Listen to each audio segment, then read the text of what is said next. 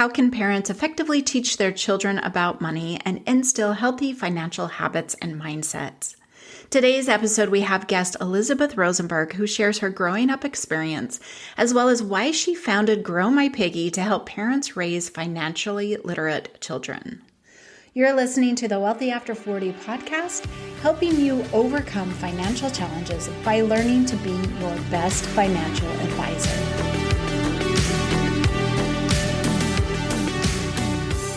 Hey Gen Xers, imagine a life where you control your money instead of it controlling you.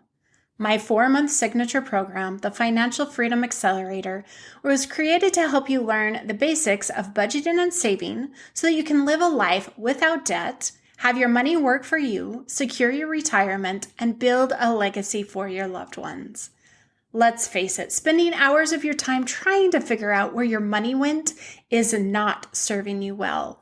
But I promise you, you don't have to keep dipping into your savings every month to pay that phone bill. What you really need to do is head to my show notes and book a free 60-minute one-on-one budget breakthrough session so you're no longer burnt out from your budgeting attempts, and instead, you'll be saving yourself time, money, and tears. And because you're part of my podcast family, when you book a free call with me and mention Wealthy After 40, you'll get a special $200 discount for my signature program, the Financial Freedom Accelerator. Head to the show notes now to book that call and enjoy the rest of the episode. Welcome to today's episode on the Wealthy After 40 podcast. Today, my guest is Elizabeth Rosenberg.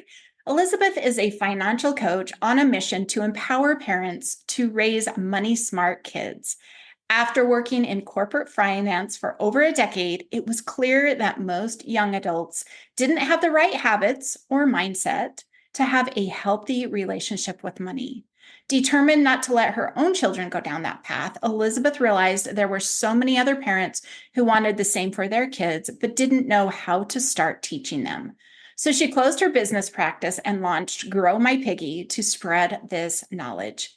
She is an award-winning entrepreneur, and her online courses, speaking engagements, and published work serve as practical resources for parents who want to instill important financial knowledge and skills in their children. So welcome, Elizabeth. So excited to chat with you on the podcast today. Yes. So it's amazing how many people have come from the corporate finance industry, or like myself, government, which there's just a small tweak, but it's still within the finance. And, we get exposed to it and we start, we're in a better area to have those conversations about money. I think people are more open because that we've, talked about how that is so hard.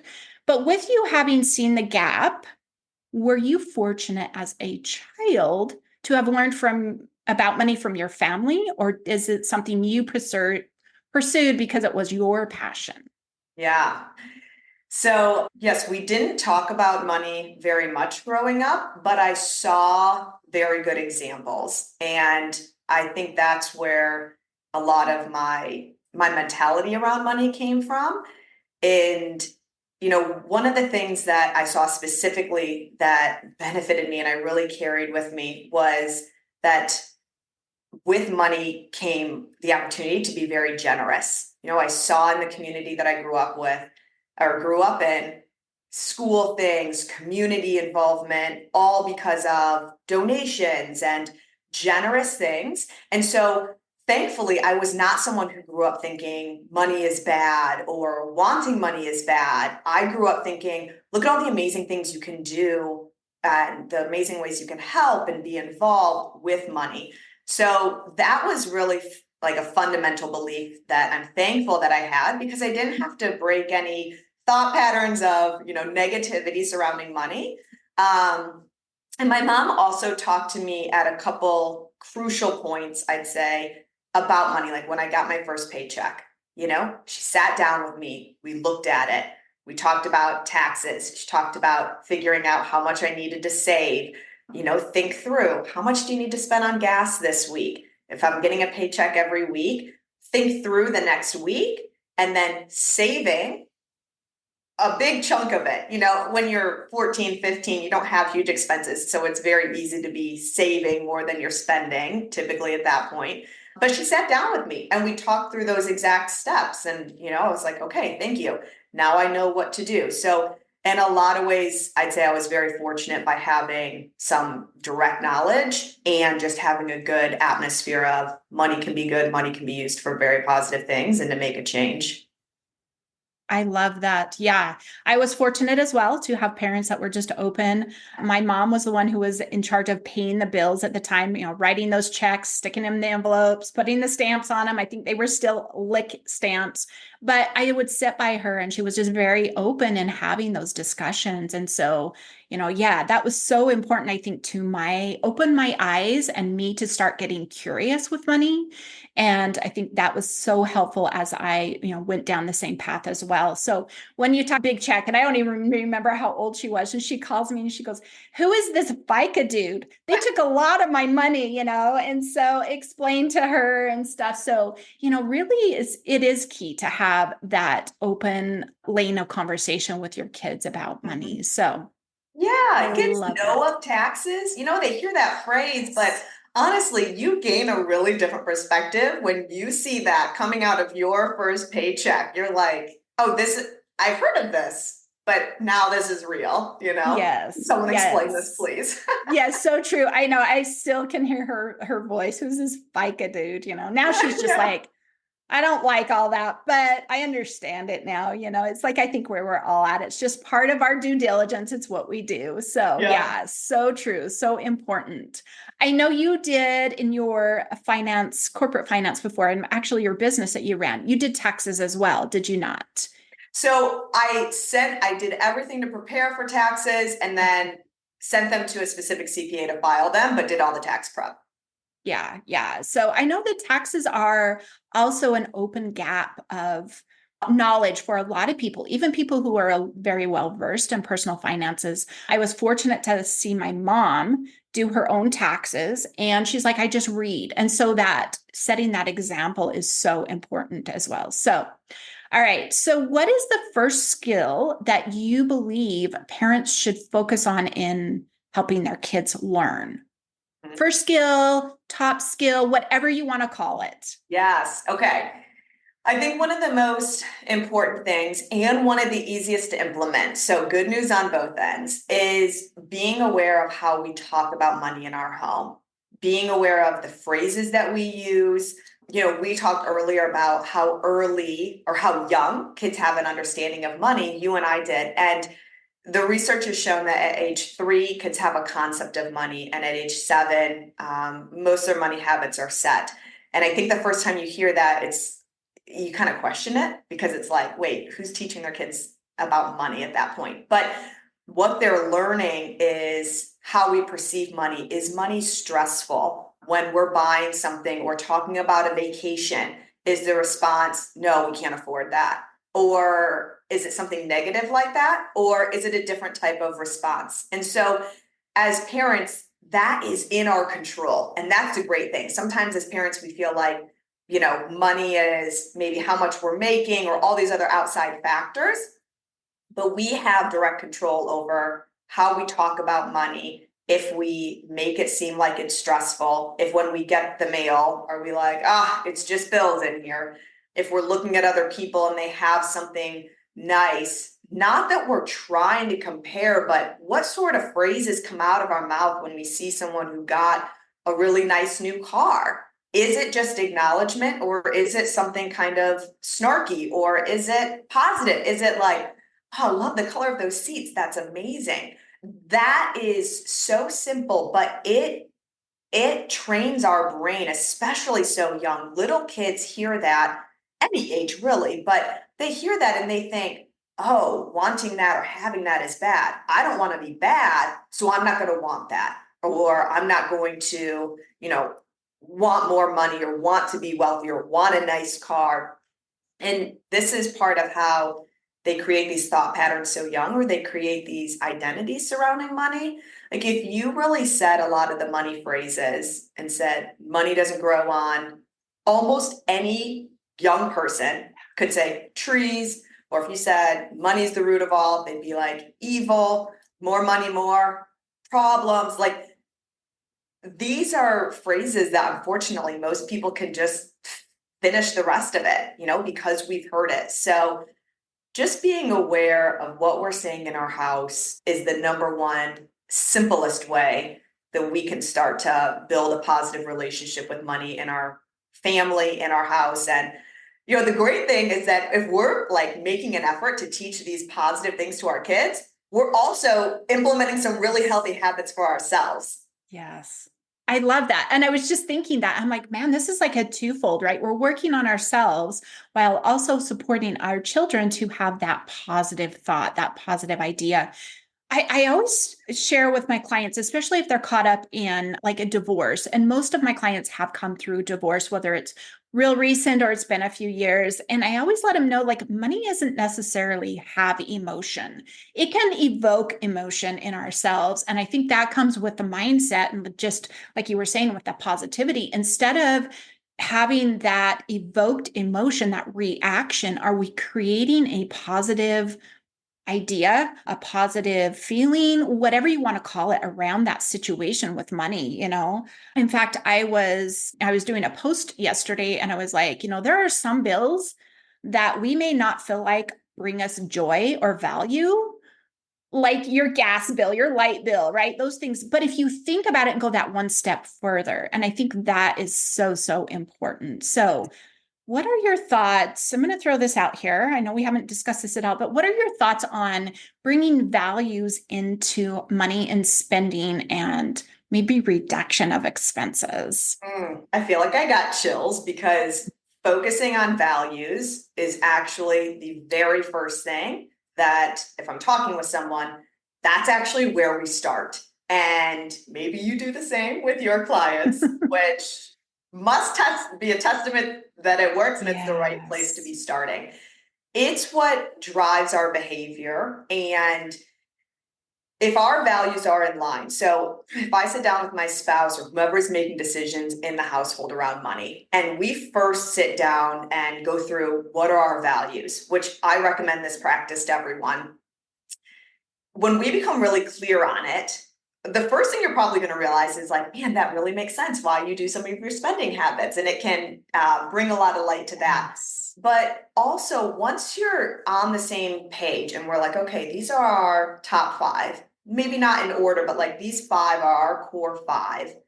Now we can make all financial decisions for our household on the same page, probably reducing arguments, which our kids see, our kids pick up on.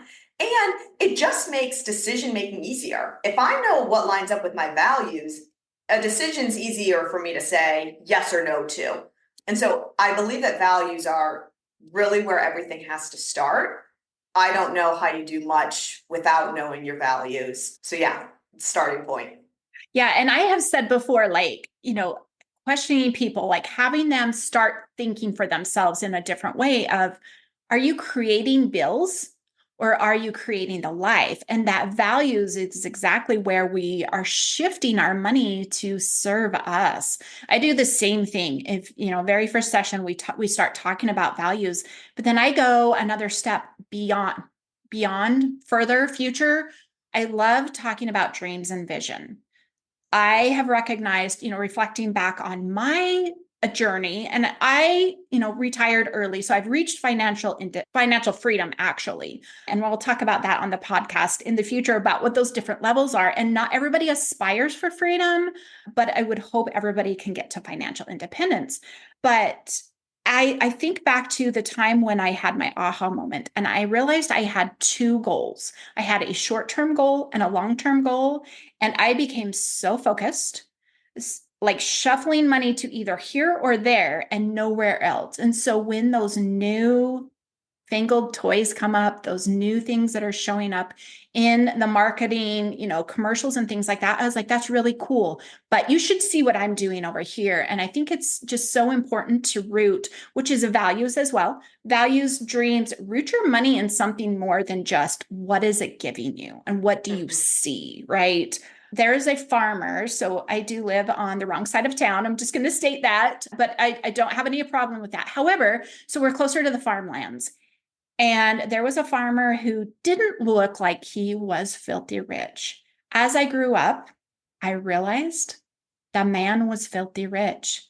All of his kids, he bought them a home, paid cash, wrote the check, and so, but to look at him, you wouldn't know it. So I think that's the real, the reason we need to, try and get happiness with our money. So I love that. Is there something else you do with your clients to help them start finding that, I want to say happiness, but that joy, that calm with their money so that they recognize, where they're at is fine?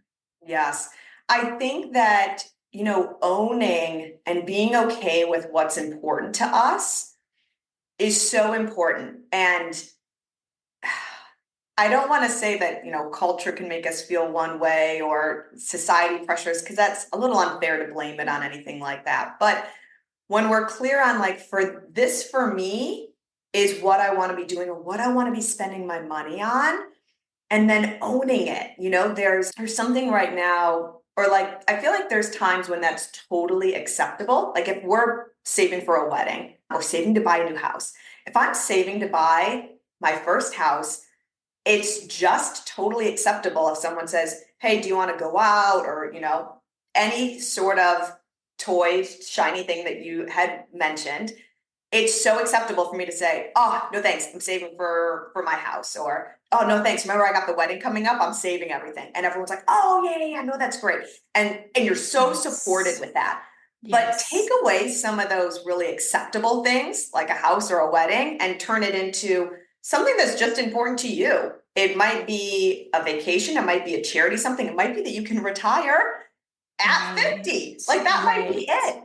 Owning it and being okay with that. And then you can say no to some of those outside things with confidence, not feel like you're missing out. And lots of times we don't even feel like we're missing out, but we feel a little like embarrassed about saying no, or we feel like we have to explain. And so that would be where I would go next. Once we're clear on it, being comfortable and confident with it. And some of that does come with maybe age or maturity. I do recognize that. But again, as parents, the more they can see that from us, or we have those conversations when they're 16 and we can see they're comparing or feeling like they need to have these brand name clothes or this phone or whatever it is, that's where we can have that one conversation. I think comparison is a big drive to buy for kids and adults. So until you learn to manage that or become comfortable with it, it can always be kind of a nasty little thing.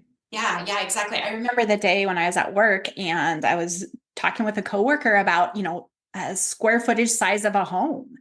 And, he was saying his was 4,000. And I said, oh, I live in a 1,700 square foot home. And his mouth dropped open and he looked at me like, what? Like I was in some shack.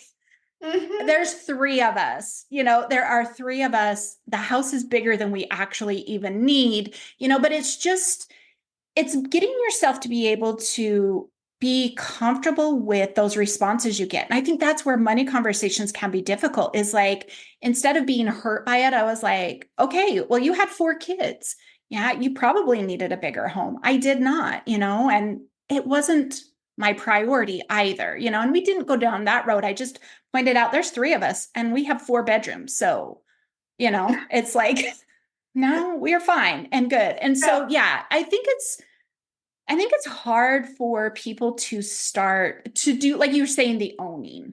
And so are there some tips, some suggestions, maybe some small ways to start down that path to help somebody start building I guess this would be their confidence, right? We have to build our confidence for sure.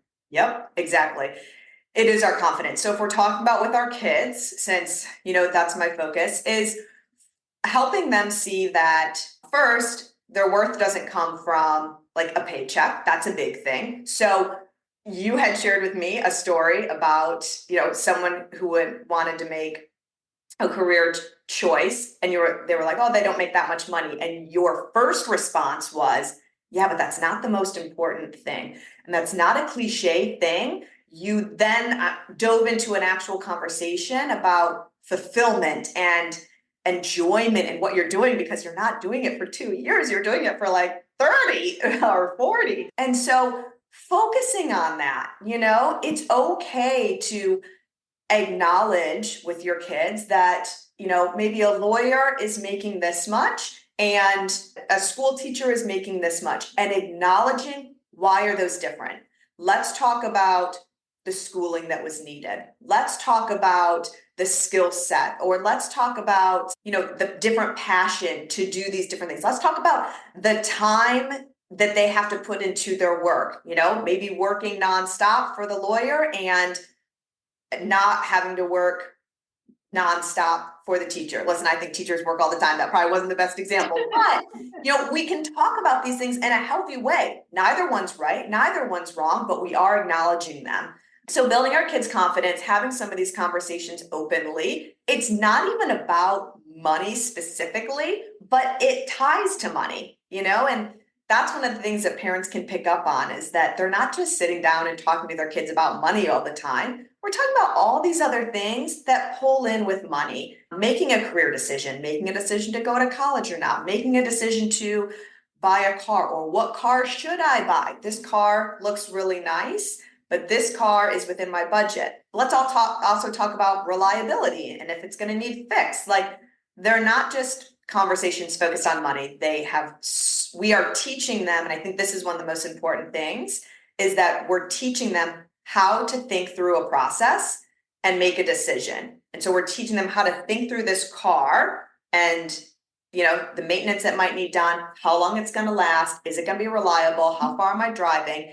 And then when they're 25 and they're making decisions, it's not the first time they're thinking through it. They know how to, they did it with you, and they're confident in themselves that they can now make this decision. And that's one of the key things that, as parents, that's really our goal. We're exposing them to these processes and how to think through things so they know what to do.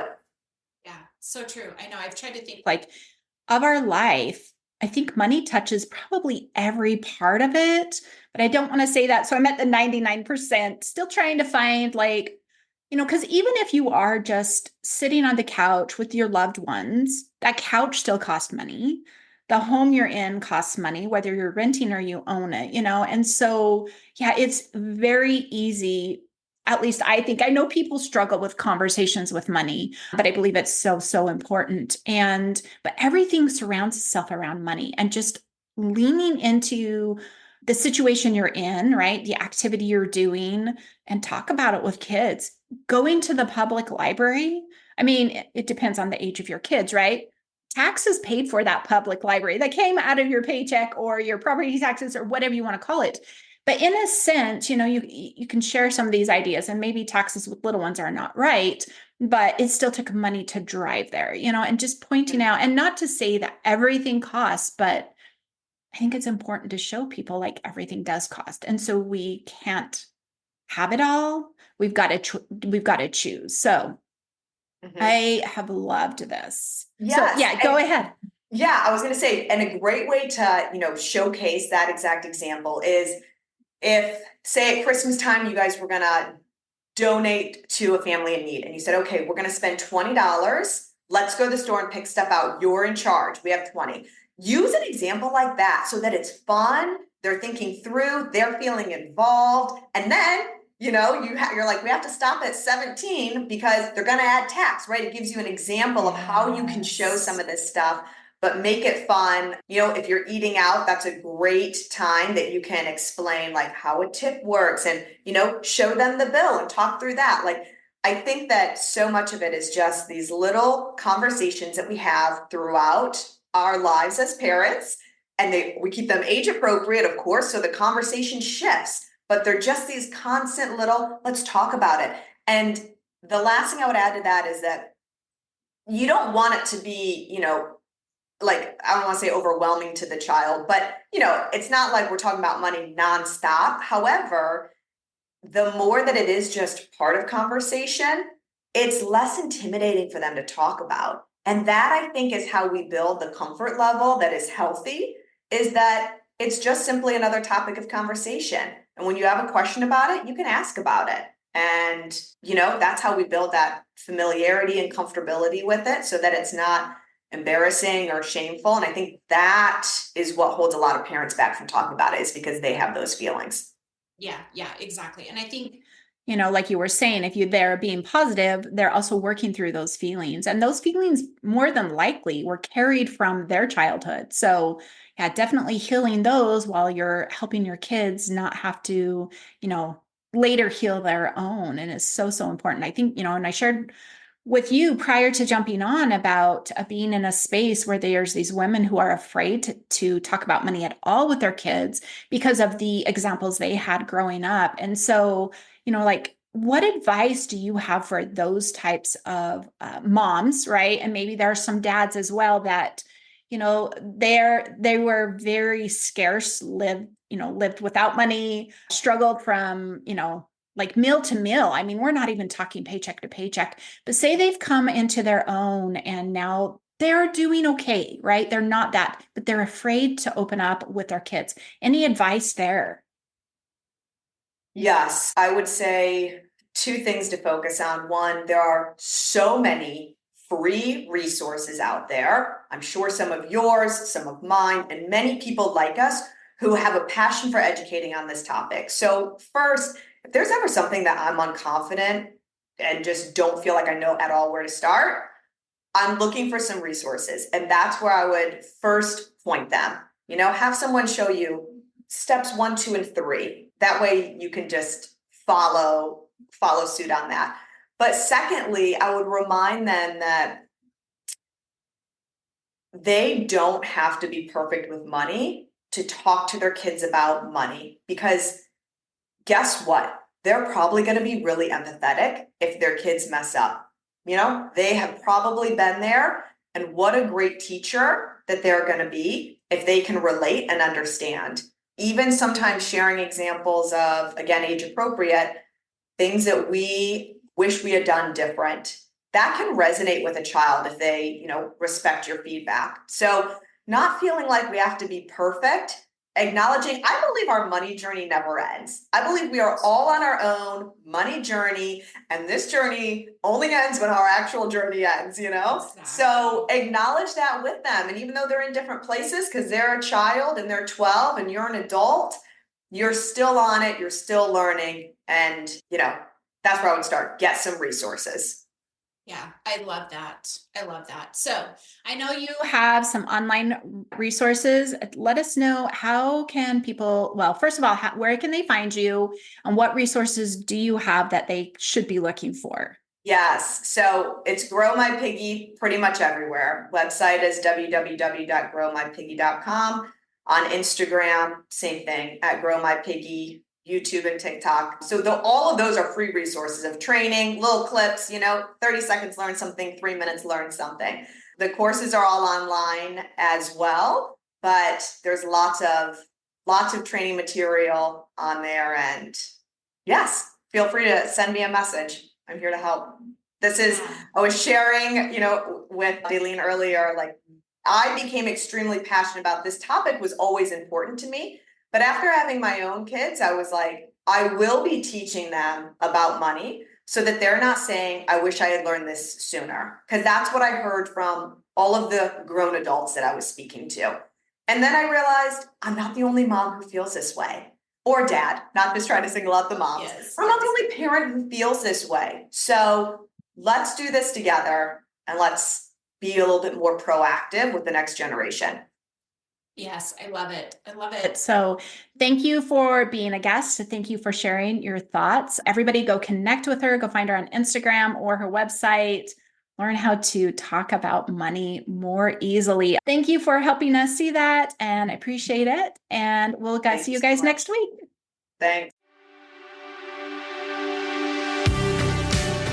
Thanks for listening. Every week, my goal is to help you get one step closer to financial freedom and making confident decisions so your money starts working for you. Do you have any questions or comments about today's episode? Please send me a message on Instagram or use the fan mail link in the show notes below. To stay connected beyond the podcast, join my newsletter for insights on growing wealth, behind-the-scenes musings, and opportunities to contribute to future episodes. A free gift awaits you. If you're looking for personalized support to get your finances on track to becoming debt-free, being able to retire sooner, or better understanding your finances while navigating a new financial situation, check out my website at elevatefinances.us to learn more about one-on-one coaching.